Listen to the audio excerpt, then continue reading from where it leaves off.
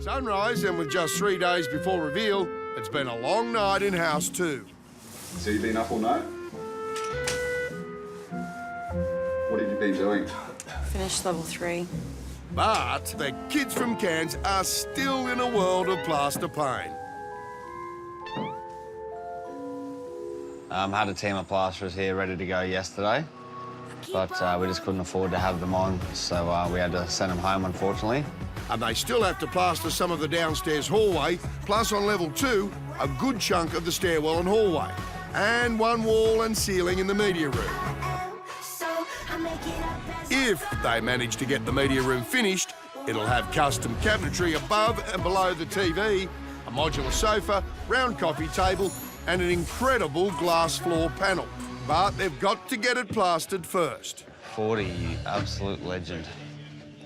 Maybe.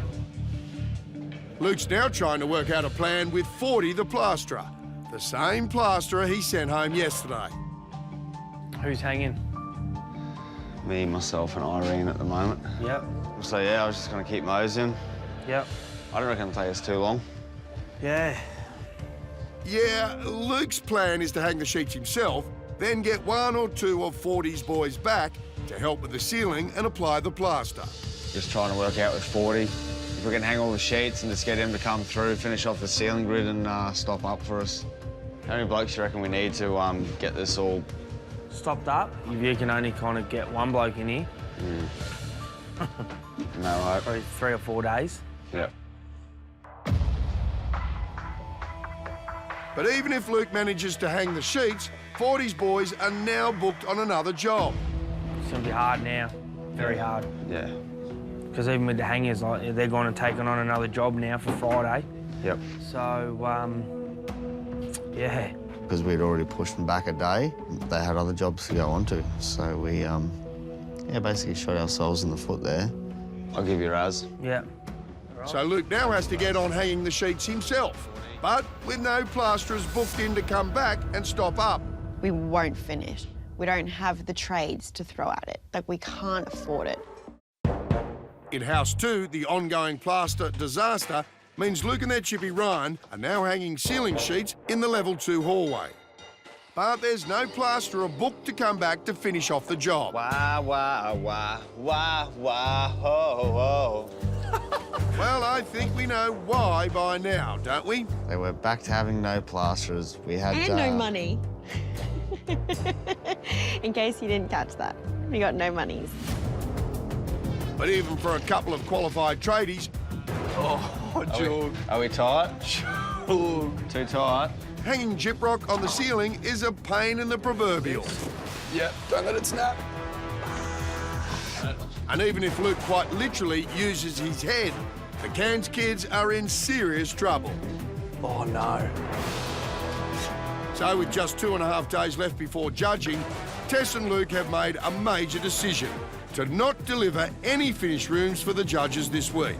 We haven't given up completely, but the ultimate deadline for the block is to have a house to take to auction.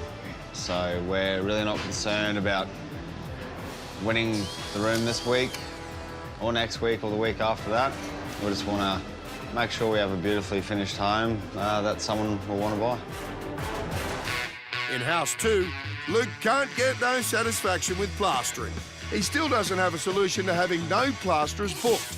And house 2's chances of delivering any rooms this week have all but disappeared. But just like a cane toad, these Queenslanders are hard to keep down. So I had a little moment and I was in the car and I called Luke and I said, I have an idea. Yeah. So I have about 12 grand left of freedom money. Yep. We're not going to use that all for upstairs and out the front. Mitch has none left. And I know that he is, like, not happy about it. Apparently he was in there today, like, trying to make every cent work. Do you reckon we could swap a couple of $1,000s of freedom money for a plasterer tonight? Yeah. I just don't know what's fair. 2 grand. 2 grand? For 5 hours? Yep. And Luke said, yes, yes, Tess, do it. All right, I'll do it. I'll call him now.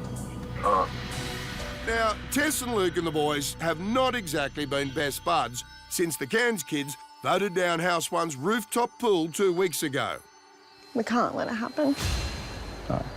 We said no to their pool, they took our plasterers away. Our trades that are helping others, I want it to end as of this moment. I think the boys have had a bit of time to, forgive us and see... Forgive us. I don't forgive them because they've never said sorry, which is bull. But Tess isn't going to let the bad blood get in the way of a deal.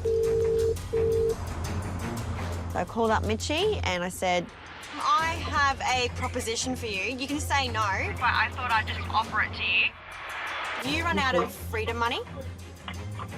yeah. Well, I was Thinking I have a bit of freedom money left over. I was going to say we could give you, say, $2,000 at Freedom for like one of your plasterers for 5 hours tonight. That would cost you like $220. The fact that we're nearly finished now, I don't really need $2,000 worth of freedom.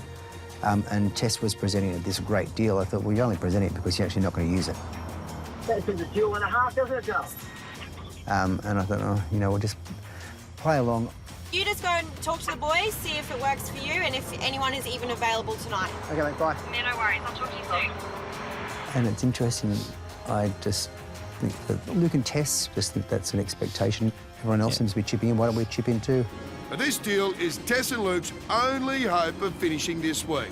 And their fate now lies in the hands of their frenemies. I wouldn't have been too surprised if they said no, get stuffed.